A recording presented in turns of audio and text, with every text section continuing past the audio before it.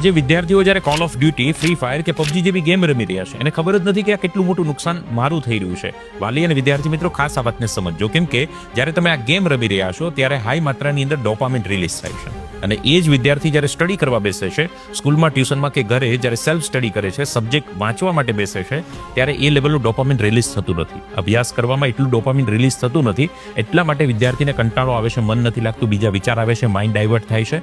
જો આ ગેમની માત્રાને ઓછી અથવા તો બંધ કરવામાં નહીં આવે તો ડે બાય ડે તમારું રિઝલ્ટ ડાઉન થશે ને એક ટાઈમે તમે બિલકુલ ચાહતા હોવા છતાં પણ અભ્યાસ નહીં કરી શકો અને કરિયરની બેન્ડ વાગી જશે. તો આ બેટર છે કે ગેમને ઓછી કરીએ અથવા તો બિલકુલ બંધ કરીએ. ડોપામિન વધારે રિલીઝ થતી એક્ટિવિટીઓનો કંટ્રોલ કરવો ખૂબ જરૂરી છે, નહીંતર એક ટાઈમે એ એડિક્શનનું સ્વરૂપ બનતું હોય છે. આ જ વસ્તુ સિગરેટમાં થાય છે, આ જ વસ્તુ તમારી બીજી ગમતી એક્ટિવિટી, સિરીઝ, એપિસોડ, મૂવી કે મિત્રો સાથે ગપ્પાગોપી કરવામાં થાય છે. આ વાત પર વિચાર જરૂર કરજો.